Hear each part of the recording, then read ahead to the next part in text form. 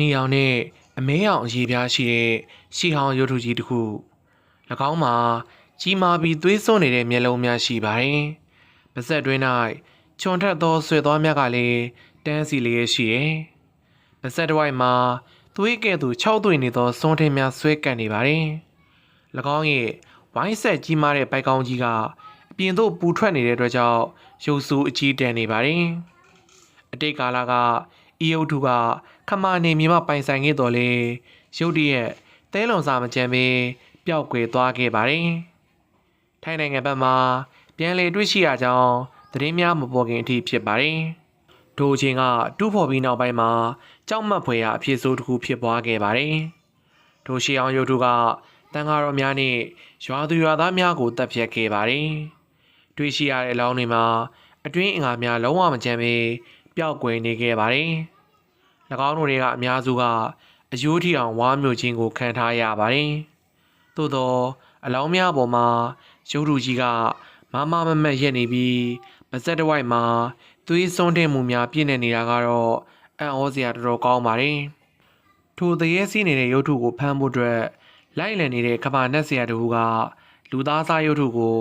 ခမာနေမီသို့ပြန်လည်တည်ဆောင်လာခဲ့ပါတယ်။၎င်းရဲ့ပန်းတိုင်ကဒေသခံများကိုးကွယ်ပူဇော်ရာရှေးအောင်ဘုရားကျောင်းတစ်ခုဖြစ်တဲ့ဒီဝါလိုင်တို့ဖြစ်ပါတယ်။ဒီဝါလိုင်ကိုဒေသခံများလက်ဆင့်ကမ်းရရှိထားတဲ့ယုံကြည်ချက်များအရအုပ်များနှင့်အပြန်အလှန်လဲလှယ်နိုင်သောကြောက်တုံးများဖြင့်တင်းငယ်သောဘုရားကျောင်းပုံစံတည်ဆောက်ထားပါတယ်။ဒီဝါလိုင်ကိုနတ်ဘုရားများဆံမြင့်ရဲ့အတွက်တည်ဆောက်ထားတယ်လို့ယူဆကြပါတယ်။နတ်ဘုရားများကထူးဆန်းနေသောချိန်စာတင်ထားသောသို့မဟုတ်မကောင်းဆိုးဝါးဝိညာဉ်များဖြစ်တဲ့အရာဝတ္ထုတွေနဲ့မော်ပညာများနဲ့အက္ခိယပညာများဖြင့်ဖုံးကွယ်ထားတဲ့ရှေးအောင်ပစ္စည်းများကိုတည်တံ့ခွဲထုတ်ရန်အတွက်လာရောက်ကူးပြောင်းကြမယ်လို့ယုံကြည်ကြပါတယ်။အဲဒီအတွက်ကြောင့်ထိုအရာဝတ္ထုတွေကိုဒီနေရာမှာမကြာခဏထိမ့်သိမ်းထားလိရှိပါတယ်။သတင်းကလျင်မြန်စွာနဲ့ပြန့်နှံ့သွားပါတယ်။ဖះเจ้าနဲ့မဝေးတဲ့နေရာမှာနေထိုင်ကြသူတွေကတဦးနဲ့တူအလွန်ဆိုးဝါးစွာဝေဖန်ပြောဆိုကြပါတယ်။လူတိုင်းကထိတ်လန့်တုန်လှုပ်နေကြပါတယ်။ထိုကြောက်မက်ဖွယ်ရာအဖြစ်အပျက်များထပ်မံဖြစ်ပွားမှာကိုစိုးရိမ်ကြပါတယ်။ဆိုင်းလုံနဲ့ဘိုးကြီးဆိုတဲ့အချစ်ဆုံးငယ်ရင်းနှစ်ယောက်ကဖះเจ้าနဲ့မလန်းမကန့်မှရှိတဲ့အိမ်မှာနေကြပါတယ်။သူတို့နှစ်ဦးကဒီကိစ္စကိုအလွန်ကျဉ်းနှံ့မှုမရှိကြပါ။ငါနားမလည်ဘူး။နတ်ဆရာကဒီအုပ်ထုကိုဘာဖြစ်လို့ပြန်ယူလာရတာလဲ။ဟုတ်တယ်။လွန်ခဲ့တဲ့နှစ်တွေကလူ6ယောက်ကိုတတ်ခဲ့တာလေ။အဖေကြီးကအဲ့ဒီအုပ်ထုကိုဖျက်ဆီးဖို့နတ်ဆရာကိုပတ်စံပေးပြီးငှားလိုက်လို့တော်သေးတာပေါ့။မဟုတ်ရင်လူတွေထက်သေးကြအောင်ပါ။ဘိုးကြီးမင်းငါနဲ့လိုက်ခဲ့ပြီးအဲ့ဒီမကောင်းဆိုးဝါးရုပ်ထုကိုတွတ်ပြအောင်။သိကြတယ်။ဒီဖះเจ้าကသူ့ရဲ့မကောင်းဆိုးဝါးဝိညာဉ်တွေကိုထိန်းထားနိုင်မှာမဟုတ်ဘူး။ငါလည်းမင်းလိုပဲတွေးမိတယ်။ဒီအုပ်ထုကိုနှစ်ကြိမ်တန်တန်ယူလာခဲ့ပြီးပြီ။ငါမြင်နေရတယ်။ဒါကလွတ်မြောက်ပြီးတော့လူတွေကိုနေရာတိုင်းမှာလိုက်စားတော့မှာပဲ။နေကတဖြည်းဖြည်းနဲ့အနီရောင်အဝိုင်းရဲ့နောက်ဘက်ကိုရောက်ရှိသွားတဲ့အခါမှာတော့သူ့ရဲ့မှောင်မိုက်မှုကစတင်ခဲ့ပါတယ်။ခွန်အားရှိတဲ့လူမျိုးကဖះเจ้าရှိမှရက်နေကြပါတယ်။သူတို့လက်ထဲမှာတော့အနီရောင်အကာအကွယ်တစ်ခုစီကိုကင်ဆောင်ထားပါတယ်။ထိုရတရားကိုထိုဒေသမှာရှိတဲ့ရွာသူရွာသားများကိုလူသားစားရုပ်ထုရဲ့အန္တရာယ်မှကာကွယ်ရန်အတွက်နတ်ဆရာကပေးအပ်ထားခြင်းဖြစ်ပါတယ်။မိရှုတိုင်းမှာတောက်ပတဲ့အလင်းတန်းတစ်ခုထွက်ပေါ်လာတယ်။၎င်းတို့ကမုံရောက်မီမှာထူးခြားမှုရှိမရှိစစ်ဆေးဖို့အတွက်ဖះเจ้าတစ်ဝိုက်ကိုလှည့်ကြည့်ကြပါတယ်။အသင့်ဖြစ်ပြီလားဘိုးကြီး။နှုတ်စလုံးမှာခိုင်မာတဲ့ဆုံးဖြတ်ချက်တွေရှိကြပါတယ်။ဒီဟာကအသက်အန္တရာယ်ရှိတဲ့အန္တရာယ်ရှိတောင်းသိတော်လဲပဲအဖြစ်ဆိုးဖြစ်ပွားခဲ့တဲ့ညကိုပြန်တွေးမိတဲ့အခါမှာတော့ဆုံးရှုံးမှုရဲ့ဝမ်းနည်းမှုကအမြဲတမ်းရှိနေခဲ့ပါတယ်။အဲဒီအချိန်ကတည်ဆုံးခဲ့တဲ့လူ6ဦးနဲ့2ဦးက၎င်းတို့ရဲ့မိသားစုဝင်တွေပါဝင်ပါတယ်။အဲအတွက်ကြောင့်သူတို့ကဒီလိုမျိုးလှုပ်ဆောင်ကြခြင်းပဲဖြစ်ပါတယ်။သွားရအောင်တငယ်ချင်းဘိုးကြီးကသူအစင်သိမ့်ဖြစ်ကြောင်းပြောပါတယ်။သူတို့တို့ကတက်သားတကားကြီးကိုဖွင့်ပြီးဖះเจ้าနဲ့ကိုဖြည်းဖြည်းချင်းရှောက်ဝင်သွားကြပါတယ်။သူတို့ရဲ့ရှေ့မှာတော့ချိန်စာတင်ထားတဲ့ စမ်းကြဲသောအရာဝတ္ထုမျိုးမျိုးကိုအစဉ်စဉ်စီစဉ်ထားပါတယ်။နိုင်ငံဘေးရှိကျမ်းမြေမှာတော့အမျိုးမျိုးသောအရွယ်စားရှိတဲ့ရုပ်ထုတွေနဲ့ထူးဆန်းသောပုံသဏ္ဍာန်ရှိတဲ့ထွင်းထူထားသောတက်သားရုပ်သေးရုပ်များစွာကိုတန်းစီထားပါတယ်။အတွင်းခန်းမရဲ့အဆုံးမှာတော့အနီရောင်နဲ့အမဲအောင်ရေပြားများကြီးမားတဲ့မျက်လုံးတွေများနဲ့ပါးစပ်တွင်းမှာချွန်ထက်သောအဆွဲသွားများတန်းစီလျက်ရှိတဲ့ရှေးဟောင်းရုပ်ထုကြီးတစ်ခုရှိပါတယ်။ထင်ရှားဆုံးကတော့ပါးစပ်တစ်ဝိုက်မှာသွေးများစွန်းထင်နေခြင်းပဲဖြစ်ပါတယ်။ဒါကလူသားစားရုပ်ထုဖြစ်တယ်။လုံးဝမမားနိုင်ဘူး။သူတို့နှစ်ဦးကမစောင့်ဆိုင်တော့ပဲတဦးကပြင်ဆင်ထားတဲ့အဝတ်အိတ်ထဲကိုရှေးဟောင်းရုပ်ထုကြီးကိုတည်ဆောင်ကြပါတယ်။ထို့နောက်ကျိုးဖြစ်အဲ့ရဲ့ပါးစပ်ကိုချီပြီးချက်ချင်းပဲဘုရားကျောင်းထဲကနေတည်ထုတ်လာကြပါတယ်။ဘိုးကြီးကအဝတ်အိတ်ကိုတည်ဆောင်ပြီးတဲ့နောက်မှာတော့ဆိုင်းလုံရဲ့နောက်ကနေလိုက်လာခဲ့ပါတယ်။သူတို့ကဖះเจ้าနိုင်ရဲ့အပြင်ဘက်ကိုရှောက်လာကြတယ်။သို့တော့ခဏလေးသာထွက်ခွာရသေးသည်။မိုးချင်းတန်ကြီးကရုတ်တရက်ကြေလောင်စွာထွက်ပေါ်လာပြီးမိုးကြိုးကသူတို့ရှေ့မှာရှိတဲ့တစ်ခိုင်းများကိုခါရမ်းကြောက်ရောက်ကမြေပြင်ပေါ်သို့ပြုတ်ကျသွားပါတော့တယ်။အဲဒီနောက်မှာတော့လေပြင်းများတိုက်ခတ်လာပါတယ်။လေပြင်းတိုက်ခတ်မှုတွေကြောင့်တင်းငယ်တဲ့သစ်ပင်တွေနဲ့ကြီးမားတဲ့သစ်ပင်တွေကလေထဲမှာလှုပ်ရင်းသွားပြီးကြောက်စရာကောင်းနေပါတယ်။ဖြစ်ပျက်ခဲ့သည်များကိုသူတို့နှုတ်ရက်တံပြီးအံ့အားသင့်နေကြပါတယ်။နောက်မှာတော့အိတ်ကိုတည်လာတဲ့ဘိုးကြီးကရုတ်တရက်နောက်ပြန်လေးကျသွားပါတယ်။ဆိုင်းလုံကသူ့ရဲ့တငယ်ချင်းကိုလှည့်ကြည့်ပြီးသူထရနိုင်ဖို့အတွက်ကူညီရန်အလင်းအမြန်ပြေးဝင်လာခဲ့ပါတယ်။ဆိုင်းလုံကဘိုးကြီးစားပကုံးပေါ်သို့လွှဲတင်မှုအတွက်အဝတ်အိတ်ကိုကောက်ယူလိုက်ပါတယ်။သို့တော့သူကအိတ်ကိုမြေကြီးကနေကြွအောင်မမနိုင်ခဲ့ပါဘူး။ဆိုင်းလုံနဲ့ဘိုးကြီးတို့ကတယောက်ကိုတယောက်လှည့်ကြည့်လိုက်ပါတယ်။အိတ်ကဘလောက်လေးလံနိုင်ဆိုတာကိုသူတို့နှစ်ဦးစလုံးသိတယ်။သို့တော့အံ့အားသင့်ပြီးမယုံကြည်နိုင်ဘဲနဲ့အိတ်ရဲ့လက်ပေါ်သို့လက်တင်လိုက်ကြတယ်။ထို့နောက်တဦးကိုတဦးမျက်နှာချင်းဆိုင်ပြီးကွန်အားပြည့်သုံးလိုက်တဲ့အခါမှာတော့အဝတ်အိတ်ကြီးကစုပ်ပြေးသွားခဲ့ပါတယ်။အဲအတွက်ကြောင့်သူတို့နှစ်ဦးစလုံးဟန်ချက်ပြက်ပြီးတော့ထိမ့်မနိုင်မင်းနဲ့လေးကျသွားကြပါတယ်။သူတို့နှစ်ဦးပြန်ထိုင်လိုက်တဲ့အခါမှာတော့သူတို့ရှေ့မှာပေါ်လာတာကကြောက်မက်ဖွယ်ကောင်းလောက်ကြီးမားတဲ့အရာဝတ္ထုဖြစ်ပြောင်းလဲသွားခဲ့ပါတယ်။၎င်းမှာသွေးစွန်းနေတဲ့မျက်လုံးများရှိပြီးခြုံထွက်သောသွားများကရက်နေပါတယ်။လက်နှစ်ဖက်ကဘိုက်ကြီးကိုရှေ့တိုးနောက်ဆုတ်ပုတ်တက်နေပြီးသူတို့နှစ်ဦးကိုစိုက်ကြည့်နေပါတယ်။ဟာအဲ့ဒီကောင်ကြီးကပြေးတော့ဘိုးကြီးရဲ့အော်ဟစ်တန်နဲ့သူတို့နှစ်ဦးကထိုနေရာမှချက်ချင်းပဲပြေးထွက်သွားကြပါတယ်။သူတို့ကဖះเจ้าနဲ့မလန်းမကန်းမှရှိတဲ့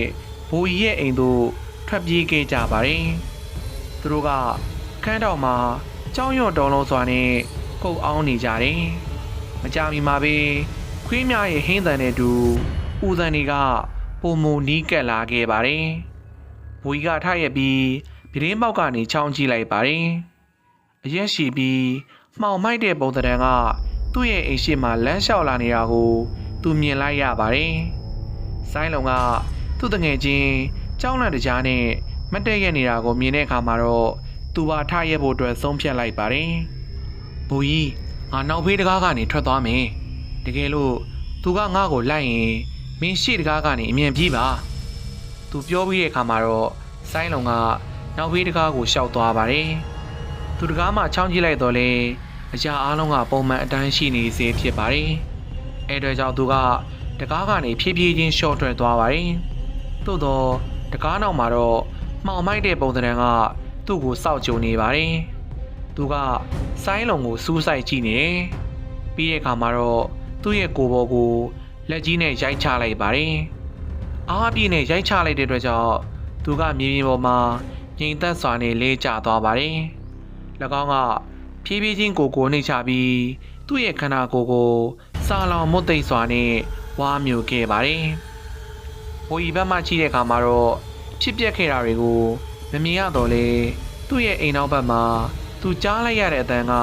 ကောင်းသောအရာမဟုတ်ကြောင်းကိုသူသိလိုက်ပါတယ်။သူကချက်ချင်းပဲရှေ့တကားမှပြေးထွက်ဖို့အတွက်ဆုံးဖြတ်လိုက်ပါတယ်။ဒေသခံခေါင်းဆောင်များက နတ်ဆရာသူသည်လူသားစားရုပ်ထုကိုပြန်ယူလာခဲ့ကြောင်းသတင်းရရှိခဲ့ပါတယ်။သူကသူ့ရဲ့လက်အောက်ခံများကိုထိုမော်ဆရာကိုခေါ်လာဖို့အတွက်အမိန့်ပေးလိုက်ပါတယ်။ပြီးတဲ့အခါမှာတော့လူသားစားရုပ်ထုကိုထိုင်းဘက်သို့ပြန်လည်ယူဆောင်သွားရန်နတ်ဆရာကိုဖိအားပေးခဲ့ပါတယ်။သူတို့ကဖျားเจ้าသို့သွားရလမ်းမှာအကူအညီတောင်းခံရင်းနဲ့အော်ဟစ်ပြေးလာတဲ့ဘိုးကြီးကိုမြင်လိုက်ရပါတယ်။ဘိုးကြီးရောက်လာတဲ့အခါမှာတော့သူကြုံတွေ့ခဲ့ရတဲ့အဖြစ်အပျက်များကိုလူတိုင်းကိုလင်းမြန်ပြောပြနေခဲ့ပါတယ်။ထို့ပြင်သူ့ရဲ့တငယ်ချင်းဆိုင်းလုံကိုကူညီရန်အတွက်လူတိုင်းကိုတောင်းဆိုခဲ့ပါတယ်။ထိုစကားကိုကြားတဲ့အခါမှာတော့လူတိုင်းကချက်ချင်းပဲဘိုးကြီးရဲ့အိမ်ကိုသွားကြပါတယ်။အိမ်နောက်ဘက်ကိုရောက်တဲ့အခါမှာတော့ဝမ်းပိုက်ဖွင့်ထားပြီးအတွင်းအင်္ဂါများအားလုံးပျောက်ကွယ်နေတဲ့ခန္ဓာကိုယ်ကြီးကိုအယိုးထိကိုက်စားထားတဲ့ဆိုင်းလုံရဲ့ခြေကိုယ်ရဲ့အလောင်းကိုတွေ့ခဲ့ရပါတယ်။သို့တော့အကြံဉာဏ်တောင်းခံဖို့အတွက်နောက်မကျသေးပါ။တရေပုံသဏ္ဍာန်ရဲ့အရက်ရှိပြီးအနက်ရောင်ပုံသဏ္ဍာန်ကအမောင်တူထဲမှာထွက်ပေါ်လာပါတယ်။၎င်းကချက်ချင်းပဲသူ့ရဲ့လက်ကြီးနဲ့လူအုပ်ထဲကိုပြစ်ချလိုက်ရာအမျိုးသားသုံးဦးမြေပြင်ပေါ်သို့လဲကျသွားခဲ့ပါတယ်။မော်ဆရာကအလင်းမြန်လက်ကိုမြောက်ပြီးပရိတ်တော်ကိုရွတ်ဆိုလိုက်ပါတယ်။ထိုအခါမှာတော့တရေကနာကျင်စွာနဲ့အော်ဟစ်ပြီးမူလအတိုင်းရှေးဟောင်းရုပ်တုအဖြစ်ပြောင်းလဲသွားခဲ့ပါတယ်။ဘိုးကြီးကသူမြင်တွေ့ခဲ့ရသည်များကြောင့်တုန်လှုပ်ခြောက်ခြားသွားခဲ့ပါတယ်။ကံကောင်းသည်မှာသူနဲ့ခေါင်းဆောင်နတ်ဆရာတို့သာကျန်ရစ်ခဲ့ပါတယ်။ကျန်သူများကမြေပြင်ပေါ်မှာလဲလျောင်းနေကြပြီးပုံပြက်ပန်းပြက်အလောင်းတွေကကြောက်စရာကောင်းစွာနဲ့တည်ဆုံနေကြပါတယ်။နတ်ဆရာမင်းကနောက်တစ်ချိန်အမိပေးမယ်။မင်းဒီရုပ်ထုကိုထိုင်းဘက်ကိုပြန်ယူသွားပါ။ဒီတကထက်ယူလာရင်ငါတီးမှတီးကြတယ်လို့ဒီကသခံကောင်းဆောင်တွေကဒေါသတကြီးနဲ့အော်ဟစ်လိုက်ပါတယ်။သူကလွန်ခဲ့တဲ့အတိတ်ကာလကနတ်ဆရာကိုငှားရမ်းဖို့အတွက်ငွေတော်တန်သုံးဆွဲခဲ့ရပါတယ်။နတ်ဆရာကိုယ်တိုင်ကမူရုပ်ထုကိုယူပြီးဖျားเจ้าတို့နှစ်ရက်သာခေါ်လာရင်ရည်ရွယ်ခဲ့ပါတယ်။ဘာလို့လဲဆိုတော့ဖျားเจ้าက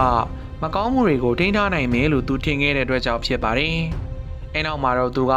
တခြားအမိတစ်ခုနဲ့ဒီရုပ်ထုကြီးကိုရောင်းချမှာဖြစ်ပါတယ်။ဒါပေမဲ့ရွာသားတွေကသူ့ကိုဥစွာလာရောက်တွေ့ဆုံကြပါတယ်။ဆရာကြီးခွင့်လို့ပါအမိတိုင်းပဲဒီရုပ်ကိုဝေးရကိုချက်ချင်းယူဆောင်သွားပါမယ်။စကားဆုံးမှာတော့နတ်ဆရာကလူသားစားရုပ်ထုကိုတေဆောင်သွားပြီးတော့အမောင်တူတွေကိုချက်ချင်းလျှောက်သွားခဲ့ပါတယ်။ထိုင်းနယ်ဆက်မှာရှိတဲ့ညအလယ်မှာတော့ခမာနတ်ဆရာတို့ကရုပ်ထုကိုတေဆောင်ရင်းနဲ့ရှောင်းလန်းလာခဲ့ပါတယ်။ရုပ်တရက်ကောင်းငင်ကကျေလောင်စွာနဲ့မိုးချင်းလာခဲ့ပါတယ်။နတ်ဆရာကသူတေဆောင်လာခဲ့တဲ့လူသားစားရုပ်ထုကရုတ်တရက်ပိုလေးလာခဲ့တဲ့အတွက်ကြောင့်မမျှော်လင့်မဲလဲကျသွားခဲ့ပါတယ်။နတ်ဆရာကမတ်တထဖို့အတွက်မကြားလိုက်ပါ။သူကကြီးမားတဲ့ပုံသဏ္ဍာန်တစ်ခုကိုသူ့ကိုစိုက်ကြည့်နေတာကိုတွေ့လိုက်ရပါတယ်။၎င်းကချက်ချင်းပင်သူ့ထံသို့လက်ဖြစ်ထိုးသွင်းလိုက်တယ်။မင်းပဲငါဝိညာဉ်ကို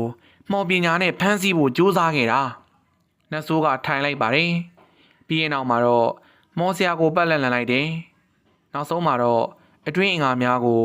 ချက်ချင်းပဲထုတ်ယူပြီးစားလိုက်ပါတော့တယ်။လူသားစားတဲ့နေရုပ်ထုအကြောင်းလေးကတော့ဒီမှာပဲပြီးသွားခဲ့ပါပြီ။ဗီဒီယိုလေးကိုကြိုက်နေတဲ့ဆိုရင်တော့ like ပေးခဲ့ဖို့နဲ့ကျွန်တော်တို့ရဲ့ channel လေးကို